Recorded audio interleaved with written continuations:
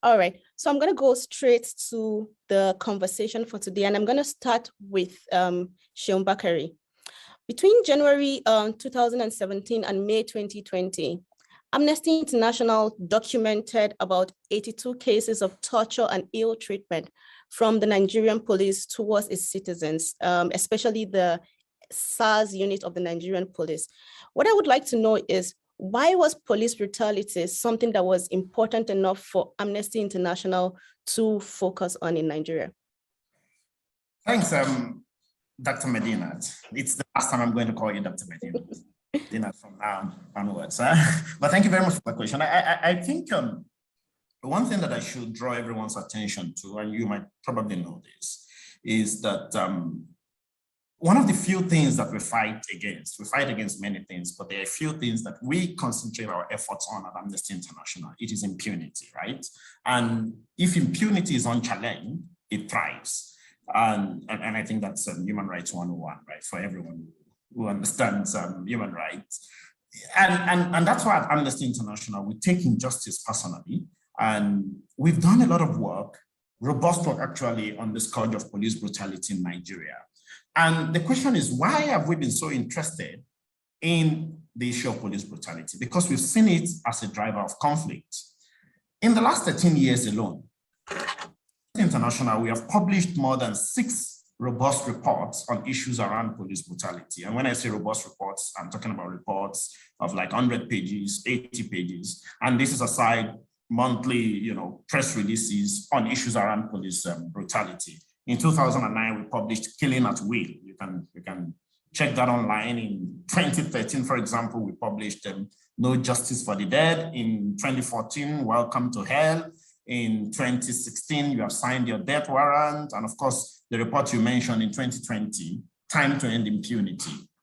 And one thing is common about all of these reports. It is that we continue to say that impunity is the keyword around which the Nigerian police, and indeed all units of Nigerian security forces, it's the keyword around which they operate. And impunity is the reason why police brutality continues. Police brutality is one of the few reasons why we have conflict in this country. And I'm going to demonstrate that in the next 30 seconds. In 2017, the Nigerian authorities, the president actually in December, signed what we call the anti-torture bill into law. It became a law. So in 2020, we said, we've had this law for about 3 years. Let us begin to see how much the authorities have complied with these laws. Because one of the challenges that we've had with the operation of the police is that they employ torture as a technique for carrying out their work. So we then decided to do, a report, do a research to check that. And we found out that in spite of the existence of that law, no single person, no single policeman, for example, or police personnel have been brought to justice for using torture. And torture is an everyday thing. So when you ask me why police brutality is so central to the issue of conflict in Nigeria, I'm going to tell you 2 stories, each of them 10 seconds. The 2 biggest conflicts in Nigeria now are the IPOB conflict in the southeast and the Boko Haram conflict in the northeast. And I can tell you that the only reason why this conflict started in the first place and why they are continuing is because of police brutality. So for example, the Boko Haram crisis, it started in 2010, but it was in 2009 that the leader of Boko Haram, Mohammed Yusuf, was arrested. And he was arrested by the police, he was in police custody, and then what happened? He was extrajudicially executed. And that was the reason why Boko Haram then became the violent sect that we have seen today, police brutality. IPOB, we've always seen IPOB as an organization that tries to protest and then, peaceful protest, really, just carrying out peaceful agitation. But it was when the Nigerian government started attacking and for conducting peaceful protests that, it appears to everyone that that was the singular reason why they then became, a bit more military and violent in their approach. So you see, these 2 crises, these 2 conflicts are the major conflicts that we have in this country now. And these 2 countries have something to do with police brutality. It is this idea of law enforcement that has, as a guiding principle, brutality against the people that you are supposed to be guarding or protecting our civilians or our citizens. This is the singular reason why these two crises or these two conflicts have continued to fester. And so it is the reason why for us as an organization, we say that when conflicts happen like this, it's a fertile ground for human rights violations. So what is it that leads to conflict? One of the things that we have seen is police brutality. So that explains why police brutality is quite central to the issue of conflict in Nigeria. I'm not sure if I have more time, but I think I'd like to stop at this time. Thank you. Thank you very much, Seun. Matthew, I want to come to you now, and I want to build from what Seun said about impunity, especially of security forces, and how this is a driver of conflict, and that's why it is important to human rights organizations like Amnesty International. My question to you is, the EndSARS protest, it started as a protest against police brutality, but it was not just about police brutality, was it?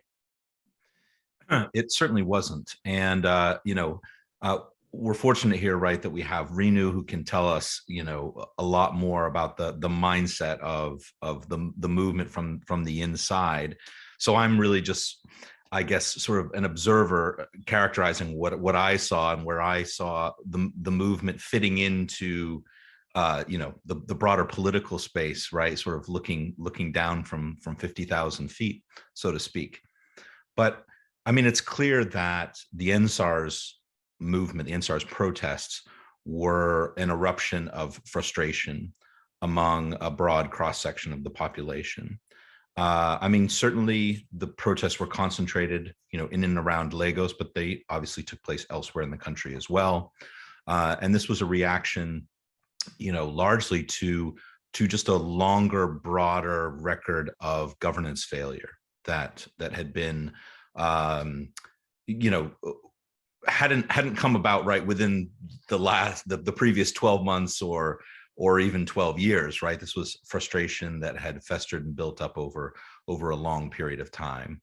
The fact that certainly in the last couple of years, everyday life in Nigeria has become much more difficult, much less secure, whether it be just a lack of basic public services that people need to just get by in their daily lives, but also the movement tapped into growing frustration among civic-minded Nigerians, right? People who are sort of politically aware, people who maybe have a little more bandwidth in their lives beyond just sort of their day-to-day hustle and trying to make ends meet. And that is, the shrinking of civic spaces, right? The democratic backsliding that we've seen in Nigeria, and all those issues, that Seun was just talking about fit under that, whether it be popular discontent over growing inequality, right, between the sort of the elite class, the beneficiaries of the really corrupt and predatory system, which I describe as a kleptocracy, a semi-authoritarian kleptocracy in Nigeria, the growing inequality, the deepening poverty, and the insecurity. And, we talk about insecurity, and that fit really well into this whole discussion, right, as something that's just happening to Nigeria. But in reality, it's the drivers of conflict, drivers of insecurity, like Seun mentioned, are driven by state failures, are driven by governance failures, are driven by state abuses, the predatory behavior of the security forces, by corruption. So, in Nigeria, right, at the same time as the EndSARS protests, we saw a sort of a second set of revelations about state governors hoarding aid and humanitarian material for COVID relief, which I think sort of compounded this sense of injustice and the feeling that the government is just living large and taking advantage, while the everyday man and woman on the street is really just struggling to make ends meet. And so, to sum up, I think, what I view the protests are sort of a manifestation of the frustration and anger about the fact that the lived experiences for, the powerless, the people who don't have connections, the working class students, youth, others, for example, are just so fundamentally different and far removed from the lived experiences of the powerful elites, the connected, moneyed, the politically powerful. And I think that's where the movement sort of came to a head, in my view as an observer. Thank you very much, Matthew. Japhet, I want to come to you now. And my question would then be, as Matthew has explained, the reasons why the EndSARS protest erupted at the beginning was a combination of factors like frustration, failure of governance, feeling of injustice and insecurity. And I would assume that all of these things were things that were felt by the totality of Nigerians. But why was then the EndSARS movement a youth-led movement? Thank you, Medina. I think first of all is to understand that the incidences and outcomes of governance in Nigeria automatically falls on young people, just on account of Nigeria's population. If you average Nigeria's population and Nigeria was a human being, it would be an individual of about 20 years old. So just by that inference alone, you would expect that every, or at least most civic actions and activities like the EndSARS would be carried out by young people. Right. And the other thing is that that also means that they are the ones that are likely to still think that things can change, because they still retain the hope and the possibility of a Nigeria that can be better, a Nigeria where the police can still respect your rights, compared to the much older people who have, in a certain sense, come to accept Nigeria as it is, believing that it is what it is. So I think that explains it. But one other thing is also that one of the essential parts of EndSARS was the digital side, the social media side. And again, these young people are the ones that are likely to have access to Twitter, to Facebook, and all the other digital platforms where EndSARS was very, very useful, that were very, very useful and effective to EndSARS. So by the time you intersect all of those possibilities, the age of the person, the average Nigerian is a young person.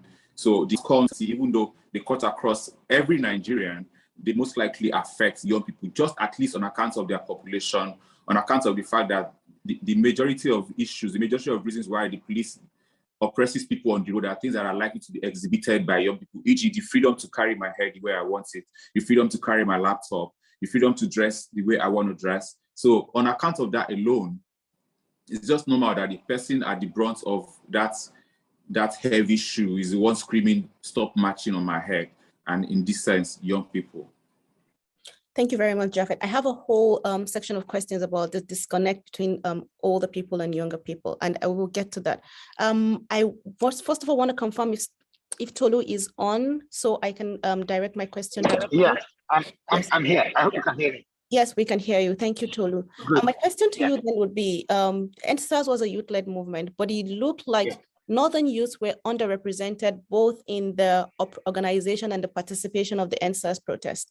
And they gave various reasons for why there was this underrepresentation of Northern youths. It was assumed that, for example, the North had more pressing problems that they should focus on. And EndSARS to them was not as pressing as other security challenges or other issues that the North was facing at that time. This non-participation or underrepresentation of Northern youths in the EndSARS protest, do you think, Tolu, that it signaled an absence of a unity of purpose in the EndSARS movement? No, absolutely. I don't think that's what it meant. I don't think it meant or signaled an absence of a unity of purpose. I think it speaks more to just the diversity of Nigeria and the extent to which we underestimate just how the concerns that you find in different parts of the country can differ. So the internal differences in Nigeria. So let's look at, for example, cybercrime or Yahoo. The hubs for cybercrime tend to be in southern Nigeria. So which also means that the victims of police brutality with respect to Yahoo, for example, are more likely to be found in southern Nigeria. It also speaks, for example, and I had these conversations at the time when the EndSARS protests were happening, even geographical size of Nigeria. When you put 10 checkpoints in a state in southern Nigeria, because of the size of that state, the impact of those 10 checkpoints will be the negative impact, or whatever impact, will be felt a lot more than, say, in a Niger state that is 2.5 times the size of the entire Southeast. So for me, it just speaks to, so when we say that Northern youths were not particularly involved as represented, it doesn't mean there was not a unity of purpose. It just means something else. It just means that Nigeria is a big place, it's a diverse place, and the issues that matter to people at any point in time tend to be more, tend to be different. And I did hear northern commentators, they speak at the time, and this seems to hold a less, shall I say, a more positive view of the police. But again, I guess it depends on where you are. So in a place like, say, Maiduguri, for example, even the views or the views of people about the police will not be the same as the views you find in Kano. Will not be the same as the views you find in Bauchi. So for me, I just think that it's a call to almost like a call for us to just examine the issues and just realize that, look, the challenges that people face in Nigeria are not always the same. We can talk about poverty and police brutality as national issues, but when we come down to a local level, as they say, all politics is local, all security is local, all economics, everything is local. So it's not a unity of purpose thing, and I'm not even sure that the goal of a movement like the EndSARS movement was a unity of purpose. Is not even a metric that I think we should be using to judge that kind of movement. A decentralized movement. It was never meant to be it's not an association. It's not an organization. It was never meant to be a unified thing. It was so that I think is my view. And I did see people sort of I did see attacks on sort of northern youth that they don't care about it. But at the end of the day, we have to acknowledge that in Nigeria, we will not always care to the same extent about the same things at the same time. Thank you. Thank you very much, Tolu. I understand your perception that each region or each part of Nigeria has specific problems that they are facing, maybe it insecurity and whatever kind of problems they are. And this might be the reason why the degree of participation for the EndSARS protest from different regions might have differed. I want to go to Rinu right now. The question I want to ask you is because you were on the ground, on the protest grounds in Lagos during the protest every day from when it started to before October 20th and then after. What was the atmosphere like? What was the vibe? What was happening? What were the conversations on the ground like? What was the feeling when the protest started? What were the youths, what were they talking about? On the ground, what was the vibe about? Thank you, Dr. Medina, for that. I mean, this is like really an emotional conversation for me, but then, yeah, let's do this. I think that when you talk about the atmosphere for the EndSARS movement, I mean, it was a mixture of sadness, of pain, and hope, because for a very long time, I mean, Nigerians can relate to what police brutality really means. It means that you're driving and you can sight the police from afar and you're just angry for no reason. You're irritated. You do not want to deal with these people because you know the kind of brutality they can met out. You know that they misuse the power of their guns. You know the extent they can go in covering up crime. So, for the chorus EndSARS and that chant, when we were on the streets, whenever young people shouted EndSARS, it became a chant of unity, a symbol of our struggle. I'm glad, this conversation, it couldn't have come at a better time where Twitter is even trending at #1 in Nigeria currently. I mean, it is a chant of the unification of our struggle. It brings tears to our eyes. On the street, it brought young people to their knees. You can imagine the amount of pain that these people have gone through. I mean, young people seeing other young people that have been in the same situation as they have been, they were reminded of what they've gone through at the hands of police brutality and poor administration. And I think that for those 10 something days that we were on the streets, Nigerians, especially young Nigerians, regained their pride in being Nigerians. I mean, me, I do not want to generalize, but then growing up, I don't think that I've heard of a Nigerian dream. All I have been taught how to do was, survive and just survive. So we became proud to be called Nigerians again. And the goal was to cause a stir, to make the world stop and listen to us, to make them listen and see that we're dying, forcing our leaders to see what they've always claimed that they could not see for decades, to make them listen. There were names that were reeled out at different protest grounds, names of people that have been killed extrajudicially by the police, to make these leaders listen to the names of these people that have died as a result of police violence, and make them see that these people they're not just numbers, they're real people. They could have been me, they could have been you, and listen to the living stories as well. People that have gone through torture, like Seun said, in the hands of police brutality, extortion, and the like, to demand for a better existence. It was about survival, and this was one of the things that bond us together. It was about standing up to oppression and not becoming a victim. We were desperately crying on the street not to become a victim the next day, and we're compelled to do this because, like I said, we needed the world to stop. We needed to raise public awareness, to shine a light on the injustice and tyranny that is occurring in Nigeria. And the protest brought out the different side of Nigerians that I haven't seen.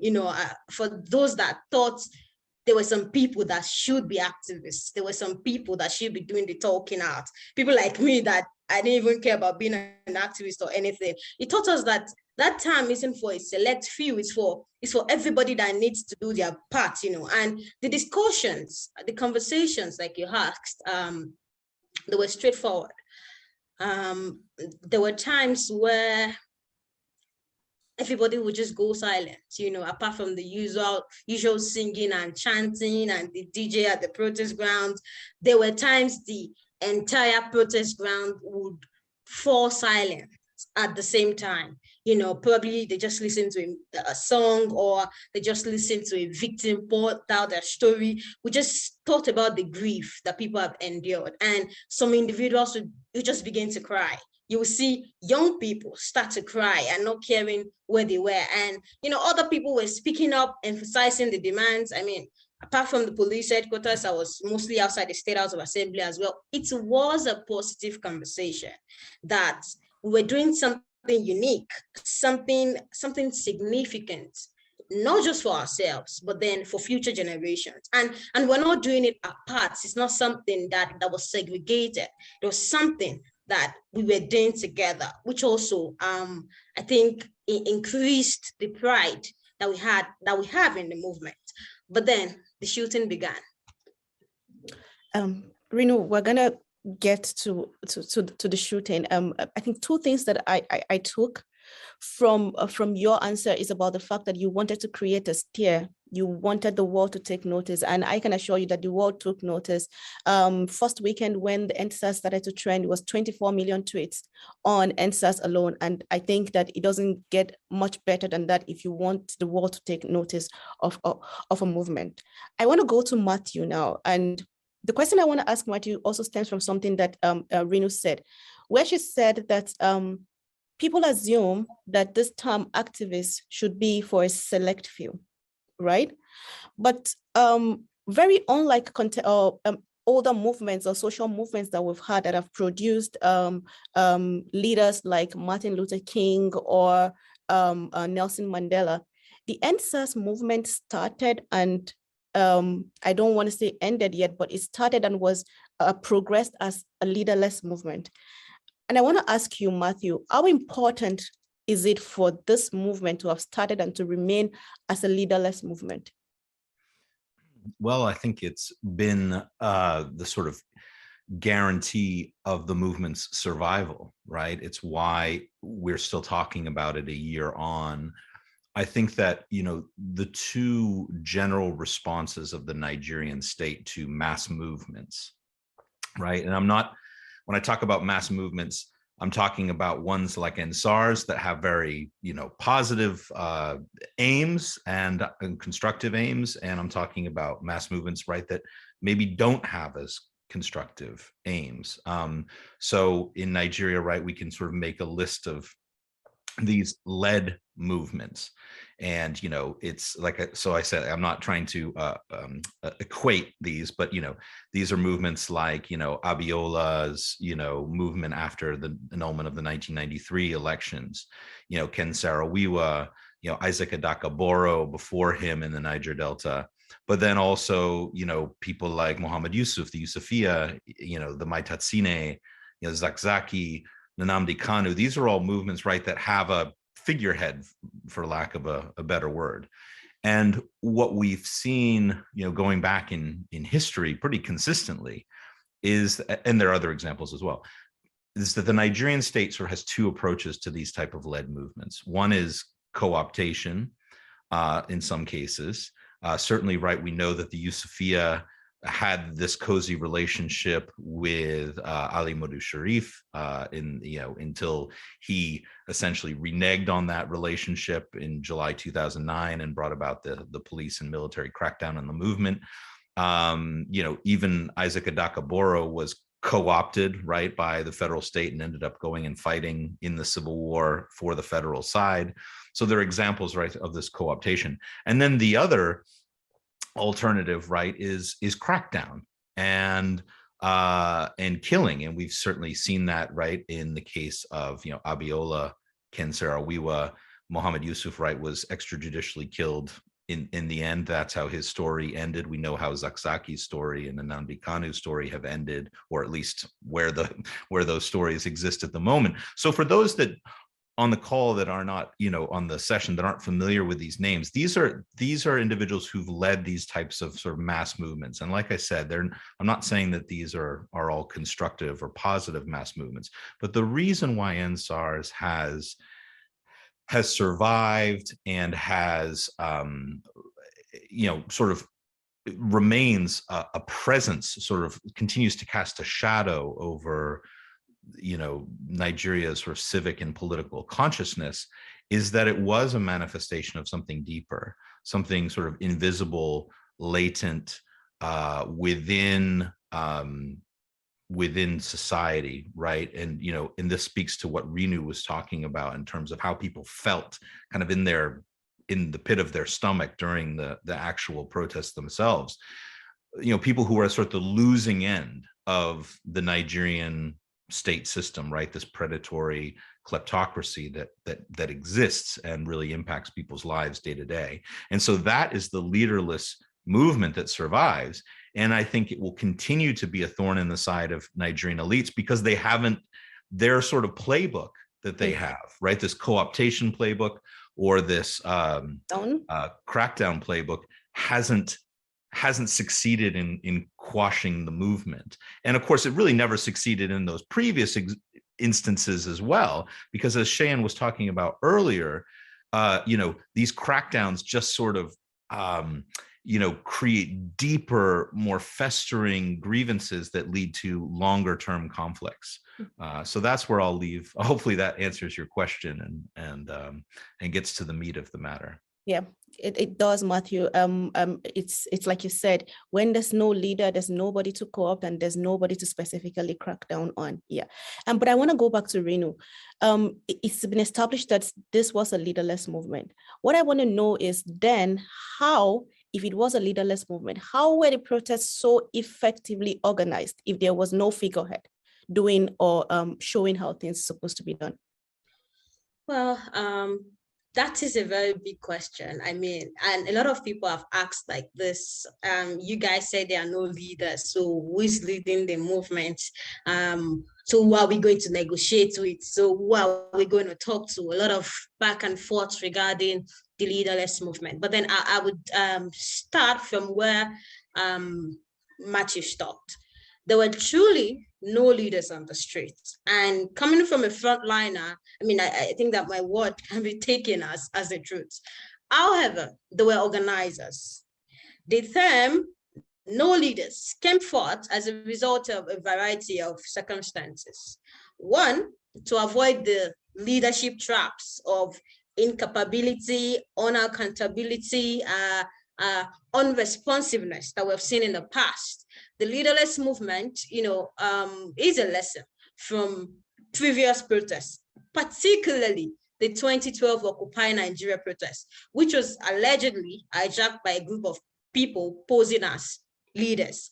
And Nigerians have always been misled in one fashion or the other by activist leaders, labor unions, other organizations, they sort of take us on the emotional roller coaster, leading us to believe that mass action will change things. But then at the end, they'll have us back out. A very recent example, before the EndSARS protest began, and history will not mention this, but then before the EndSARS protest began, there was to be a protest, I think, was it before the independence, before October 1 or on October 1 by the Nigerian Labor Union in Nigeria. This was a protest that had been broadcast, and everybody was looking forward to joining that mass strike.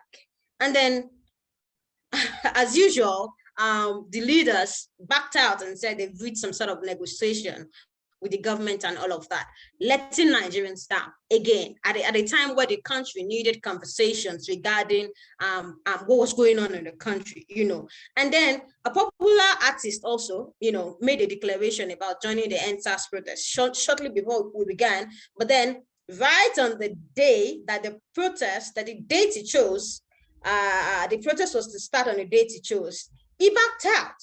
So as a result, Nigerians have had enough of the title leader.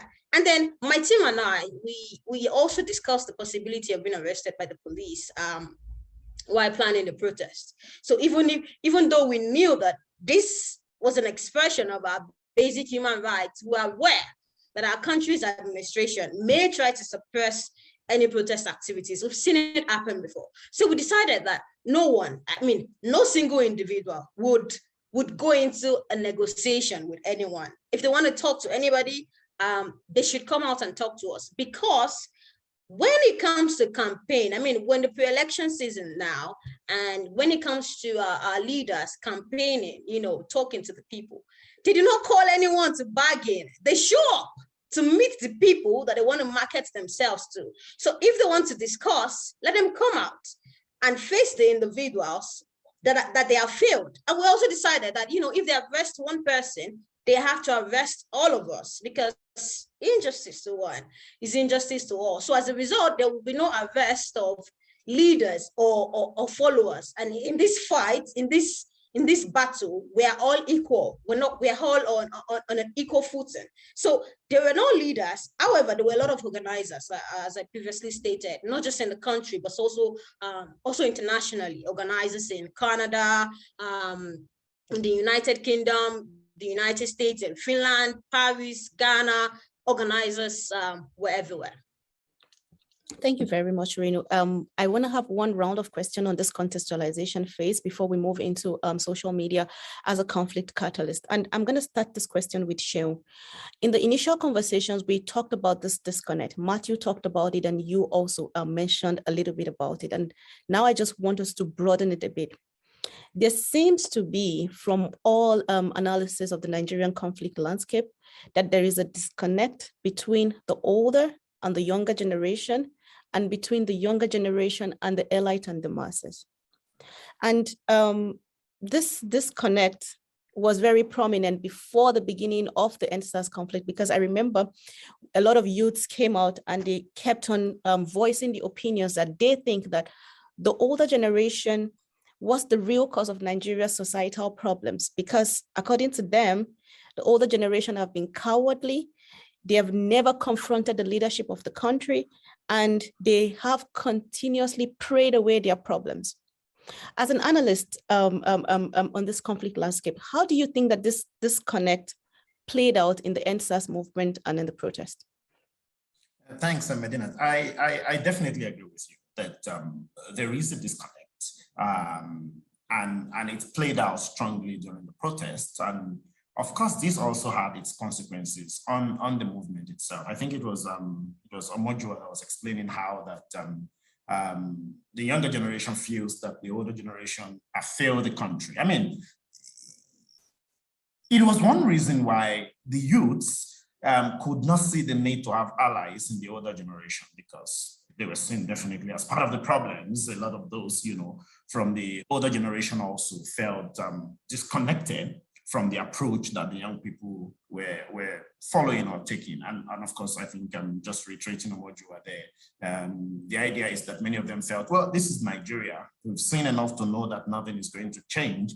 But the youth were saying that this is a very limiting approach to changing the country.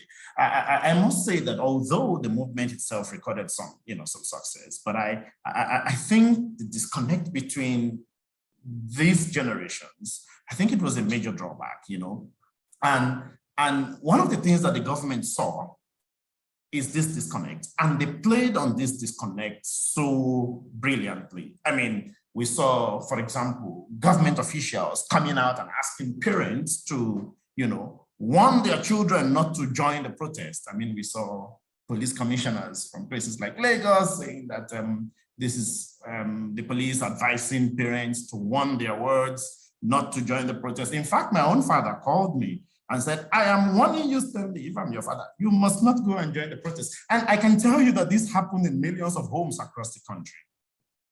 These parents felt like, we know a few people in the past who protested and they were gunned down, they were shot, they were killed. So parents started, discouraging their children from joining the protest. And it was because they couldn't understand why these youths felt like we can change things, and it's also the danger of being steeped in your old ways. But beyond the disconnect between the generations, I think another disconnect that we saw is the disconnect between the elites and the so-called masses, right? And which you referenced earlier.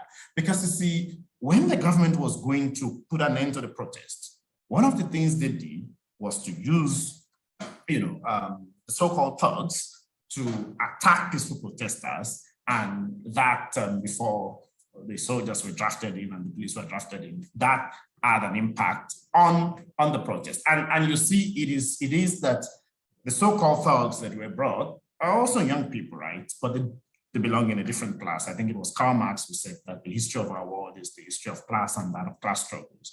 And the authorities already know this, so they play on this so well because of that disconnect, because of that divide between these classes of people. But I think if we really want to have a sustainable change, we will then need to work together as cooperative parts of the wheel to drive the change that we desire. We cannot have a situation where a section of the population, the youth, for example, believe that there is a need for change, and another section believes that, well, nothing is going to change. So how then do you ensure that they see what you're seeing? It is painstaking explanation, trying to convince people that this actually needs to change. And the EndSARS protest actually showed that. I can tell you that in our engagement with communities across, we saw a change in hearts and minds of people who never believed in the protest in the beginning.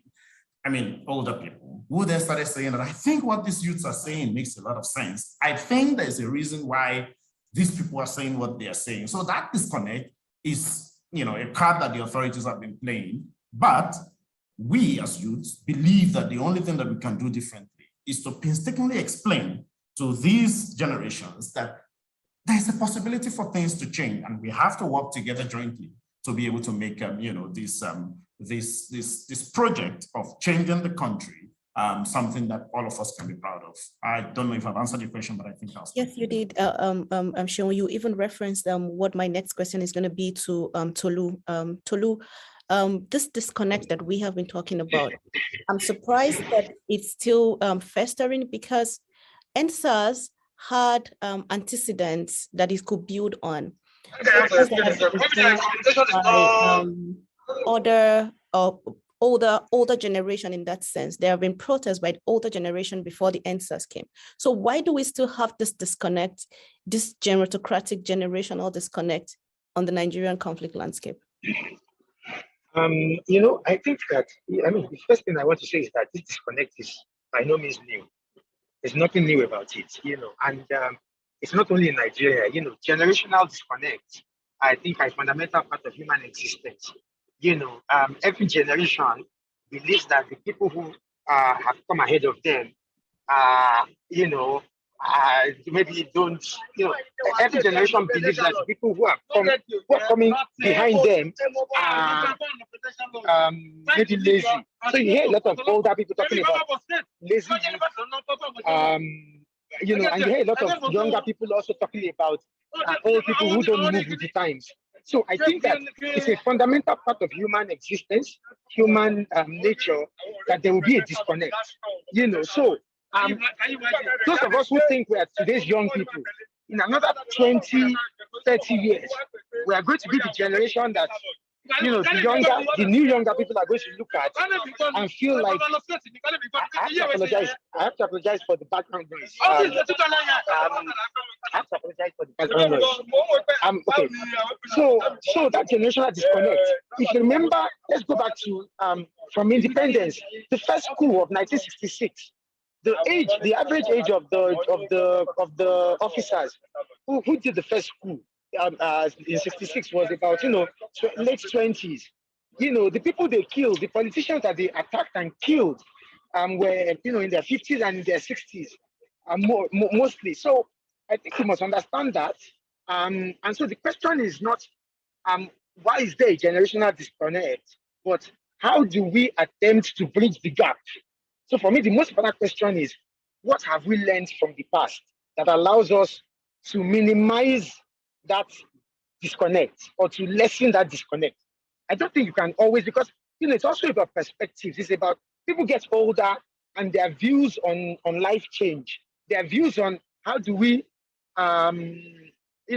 tackle this issue? How do we change this? And this is where the importance of also long-term thinking. So I guess older people may tend to be like, oh, we've been there, done that. We think, and we think there's another way to do it. Younger people think, well, no, you guys, you failed before. So why do you want us to follow you and believe that you can do it? We have another way of doing it. So that's human nature.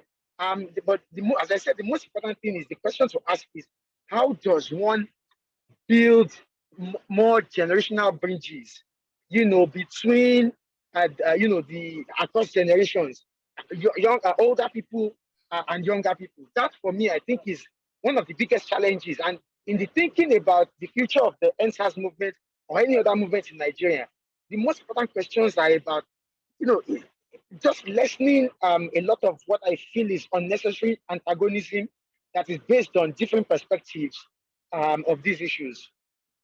Thank you. Thank you very much, Tolu. It's like you said, we have to find answers to how we're going to bridge this disconnect. And I'm going to ask you that at the peace building part of this this round table.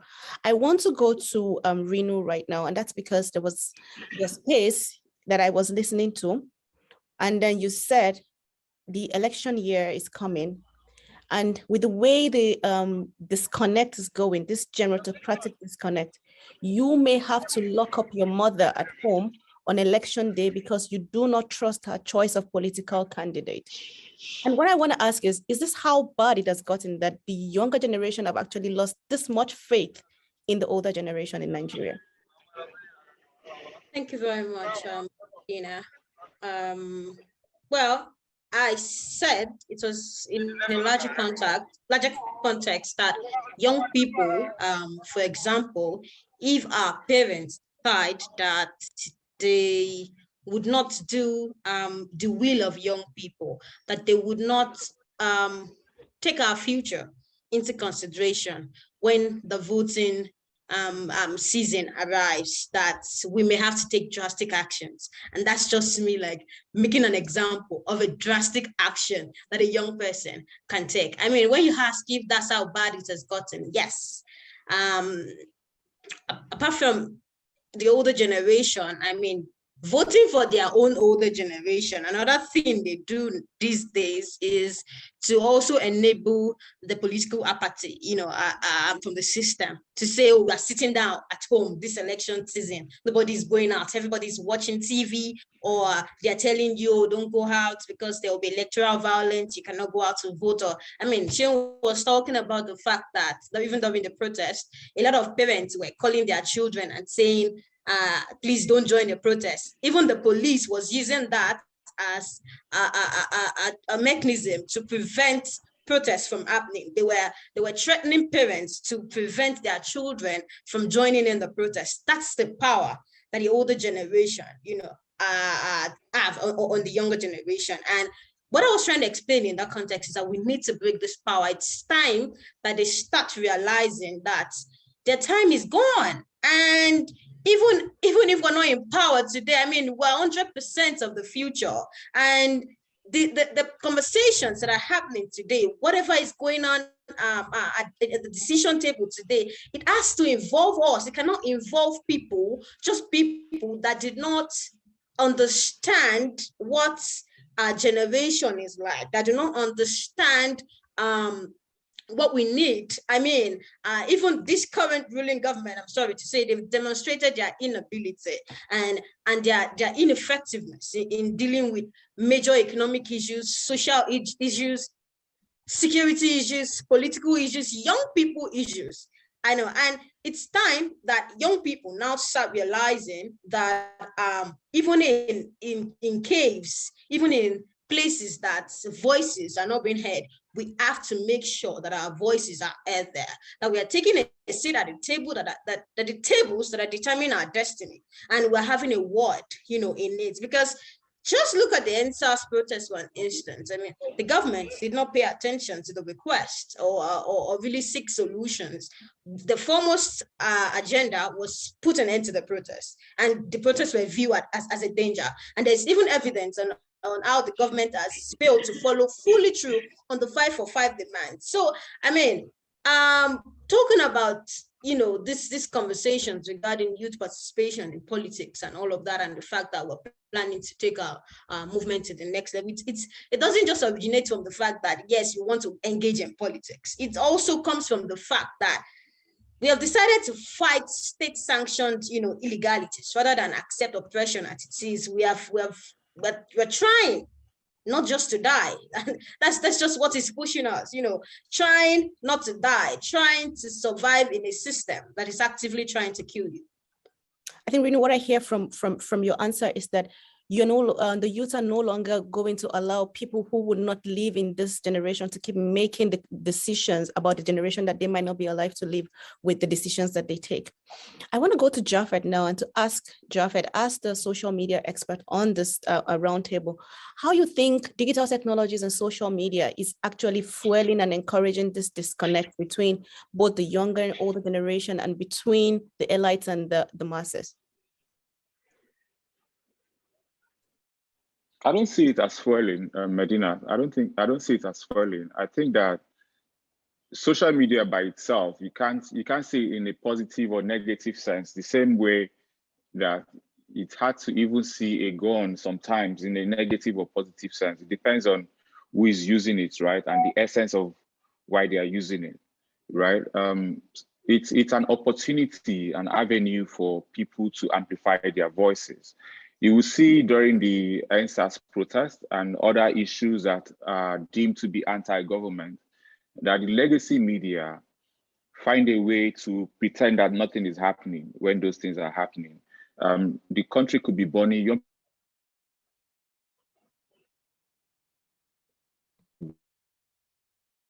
all sorts of protests could turn you to watch people in a festival that happened 10 years ago. You could see into even the private ones, and they are showing things that are not relevant to what's the prevailing issue in the country. And social media, thankfully, is the most democratized media space in the world.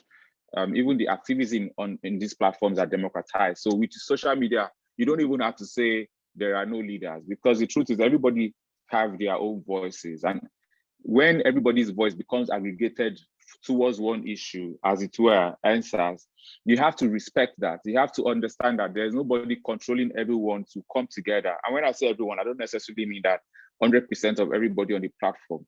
But when a huge number of people have come together to say, we do not want this, as a government or as a government, as an ally of government, you have to pay attention to that, because that's organic. It wasn't that some political organization came together and said, we want to fight the government. It's just individual voices finally aligning with their pain, aligning with the outcomes of Nigeria, whether it's police brutality, whether it's the unemployment, whether it's the insecurity, whether it's the perception that elections are not free enough, and all the other outcomes of governance and our norms and our social issues. When there's an alignment, a government has to pay attention and not start to blame social media. Because it came to the fore, for instance, with the unbanning of Twitter. When the Nigerian government banned Twitter, of course, it cost the Nigerian individual that uses Twitter for business, it cost them money. But for those that really were desperate to not have their voice shut down, it didn't cost them their voice because they stayed there. The person, the platform, the institution whose voice was lost was the government. And that's why there's no surprise that this morning, government-related social media handles, private organizations that felt they had to obey government have now found their voices. So I wouldn't say social media is fueling, because that would look like it's an intentional commitment to not be neutral. I don't think that's the case, because would we say social media is fueling the actions of government if that same government is using that social media to announce a ban, for instance? And would you say social media is supporting government for, e.g., verifying the handles of known government officials? In a certain sense, social media, generally speaking, stays neutral. Whether governments can use it for the negative reasons or for bad reasons, whether individuals can use it for negative reasons or bad reasons, ultimately depends on individuals. So social media is an amplifier of the realities of governance. It's an amplifier of the mood of society, and it's an opportunity to see, generally speaking, without the bias of big media, exactly what people are feeling and how they are thinking and what their intentions are. Quite right, Japheth, thank you very much for this. After the protest started from October 20th, they took a deadly turn on the protest started on October 8th, and it took a deadly turn on October 20th when protesters were shot at the Lekki toll gate. And when I say we, I mean the people who were not on the protest ground were lucky to have social media, because that was one of the very few sources of information about the protest at the time when it was going on. And we outside observers who were not on the protest ground could see some of the Instagram and Twitter lives that were happening while this shooting was taking place. And it happened in Lagos, in the Lagos Lekki toll gate. And after this, there was a lot of tirade of blame games between the Lagos state government, under whose territorial jurisdiction this shooting took place, the military, who we saw on the protest ground, and then the police force, and of course the federal government, who we all know have the more higher authority on security imperatives in states like this. And what started to trend, or the question that everybody wanted to know at this point, was who gave the order for this shooting that happened at the Lekki toll gate on October 20th. And I want to ask Rinu, because you were there on the ground, how important is it for us to know who gave the order? That's a huge question. Who gave the order? Well, I was on the Lagos State's judicial panel of inquiry before I left, and this is supposed to be a panel for restitution, to get people to reconcile, to hear the stories of victims, pay them compensations, offer a lot of recommendations. More importantly, in my opinion, suit the hurting hearts of people and bridge the gap, that trust gap between the government and the people, and make the people gain some modicum of trust back in the government, generally restore some semblance of peace. And it's also crucial to emphasize that panel did not solely discuss the fatalities and the shootings that happened at the Lekki toll gate. Lagosians were, in a sort of cruel way, murdered all over throughout the city. I mean, according to the Lagos State Chief Pathologist, a total of 99 bodies were discovered. 99 bodies, some bodies in Yaba, in Mushin, Alausa, Ikeja, other areas. I was always in Alausa, Ikeja, and the issue of the Lekki toll gate shooting became a worldwide a conversation. But then people are missing the fact that the shootings on that very same day did not just happen at the Lekki toll gate alone. The military were at the Lekki toll gate, but then the police were on the other side of the city shooting at protesters all over the place. And we are claiming that this isn't a massacre. On the 20th of October, 2020 alone, about, I think Mushi local government were counted at least 12 people that were killed by the police there.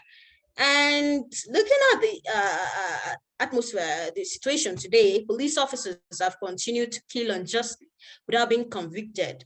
When we started, I direct a project with Connect Hub NG, and we document cases of extrajudicial killings, extortion, state violence, and the like, keeping the records. And I mean, just in September 2021 alone, over 12 young Nigerians were extrajudicially killed by the police. And extortion, harassment have continued to be tolerated. So the question, I mean, the young people are asking, that who gave the order is that, who is going to be resigning from their positions on this? Who is going to prosecute the prosecutors? It's important that this question, this particular who gave the other question, is answered, because for a very long time, Nigerians, like Seun said when he first started, a lot of crisis that is happening in the country. It's not happening as a result of anything. It's happening as a result of the country's selective justice system. The fact that people can police officers, security agents can infringe on your fundamental human rights. They can torture people, they can kill your relative, and they can go scot-free. I mean, the phrase "I will kill you and nothing will happen." I mean, this is EndSARS also happened as a result of that phrase, because the police can tell you categorically that they're going to kill you and nothing will happen, and they will kill you and nothing will actually happen in that regard. So like Seun said, a lot of these issues came because the country's justice system was selective. Now, Nigerians are asking who gave the order, because we are done holding ghosts accountable. I mean, people who have perpetrated war crimes against Nigerians, they're not fictitious characters, they are real characters. We want to know who to direct our rage at. It's of no use directing our rage at ghosts, rage at people that we do not think exist. So the Nigerian government did this. Who actually gave the order for young people to be killed? Young people came out to protest police brutality, and they were faced with more police brutality. Why is this happening in the 21st century? I mean, the older generation may have not asked this question because they're used to the military regime, but then for this new generation, we want to know why this is happening. And it's important that this question is answered for accountability's sake, so that even future governments that come into power do not repeat the same thing. Nigerians do not just keep dying and then nobody is held accountable for it. A lot of war crimes have been committed in Nigeria, and people have gone scot-free, with it. Some of them are even being celebrated. The people that should be in jail, for murdering hundreds of Nigerians, they're being celebrated today. So this generation is asking who gave the order, because we're realizing the importance of accountability, the importance of making sure that justice is not selective, the importance of making sure that we have a country a Nigeria where the common man can get justice irrespective of their status in the society. And the 1% of the 1%, the political elites, will not go scot-free with committing crimes just because they are connected, just because they are in, political positions, just because they are elites. Thank you. Thank you very much, Rinu. I want to go to Seun now, and this is on the heels of these killings that happened, and on the heels of asking the question, who gave the order? Amnesty International and other human rights organizations were part of the people who were calling for the International Court of Justice to investigate the Nigerian government for extrajudicial killing of its citizens. And as a reply, the Nigerian Minister of Information has called Amnesty International and other international organizations asking for this. He has referred to them as another fighting force against Nigeria, constantly harassing the security forces and threatening them. And in essence, what the Nigerian Minister of Information, and by extension, the Nigerian government, was saying is to deny that any massacre took place. The Nigerian Minister of Information specifically called what happened in Lekki Tollgate as a massacre without bodies. I ask you, Seun, how do you exist as an human rights organization in such a country where the government is so hostile to criticism? Thanks, Medinat, and thank you for coming to me now, because I was really interested in that question around who gave the order, and I think the question is, with all sense of responsibility, it's not even the question to ask, because you see, it is clear that an ordinary citizen cannot call soldiers to come and kill people. It cannot happen. Even governors, who are the chief security officers of the states, don't have powers to call a governor, to call the military to come and kill people. We have a commander-in-chief of the armed forces, and if the commander-in-chief of the armed forces says that he is not the one who gave that order, or he wasn't the one who gave the order, then we must begin to ask questions around how is the Nigerian army controlled? But that's a question for another day. Amnesty International made efforts to actually chart, through, geolocation and all of those satellite, efforts. We were able to chart where the soldiers came from. We saw when they left, we saw the vehicles that they took and all of that, and when they arrived. So we know where the soldiers came from. The question is, how are soldiers able to leave the barracks and unleash violence on people? And there has been no accountability. If there's anything we've seen, it is changing narratives. When we were growing up, one of the first things that our parents taught us is that truth is constant, right? If you tell the truth, you don't have to remember what you said the last time. And so many of us who grew up in homes where truth and honesty are valued, it was one of the first things that our parents taught us. And this is the reason why we have seen changing narratives from the governor of Lagos State, from the Nigerian government. We've seen changing narratives from the army. It was like we were not there. It was later we were there, but we didn't shoot. It was later we shot, but we fired blank shot. It was later we had them, all sort of changing narratives. But we as an organization have always said one and only thing, which is that you were there, you shot people, you killed so number of people. And of course, the response from the authorities has been, it's fake news, And of course, this is not the first time. We've had many instances where as an organization, we have said this happened. The authorities came out and said, no, this did not happen. And of course, as always, because what we spoke was the truth. Truth is constant. It will catch up with lies when the time comes. We have always been vindicated. So as an organization that, prides ourselves on the value of, integrity and credibility of the work that we do, we have developed a thick skin to this, usual posture of the authorities. And it gets funny by the day, you see. I recall when we had, an event, and in that event, we were, marking the 1-year commemoration of the EndSARS.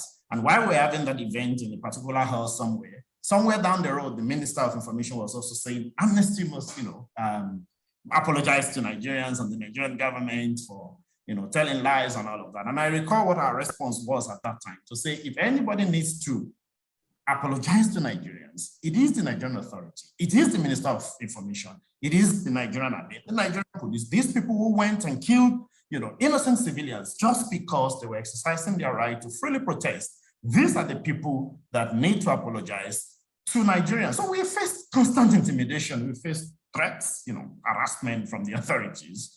But one thing that has kept us going is that we are propelled by the millions of Nigerians on whose behalf we speak for the protection of their human rights. And I must tell you, it gets difficult sometimes. Sometimes we sit and ask ourselves, there's a sense of worthlessness in the grand scheme of things. You're like, okay, we've been fighting for the same thing for the last 60 years as an organization, for example. Many people have died, in this country fighting for the same thing. But the question I always ask is this: if we stop doing what we are doing, what are we going to get? It's going to be pitch darkness. So clearly we work in a very difficult space, but we have learned to treat attacks that are directed to us, against us, as distractions, because that's exactly what they really are. Distractions and nothing more. It is, and we've seen it happen again and again. It's a script, as they say these days, from the authoritarian playbook. We see the authorities doing the same thing, saying the same thing. I mean, we see it even in advanced, countries. We see Trump, for example, referring to every criticism as fake news, right? It's the same thing that Lai Mohammed was doing. It was the same thing that the Nigerian army did on the night of 20th October when they said this is fake news. So it is something that is taken from a playbook, and we understand it. So as a human rights organizations, we continue to function in a place like this because we believe that our work is valued, our work is important, our work is genuine, and we are speaking for millions that cannot speak for themselves. So for that singular reason alone, we are not going to keep quiet. We are going to continue to do what we are doing because we believe that if we stop talking, the situation is going to be worse. Thank you. Thank you very much, Seun.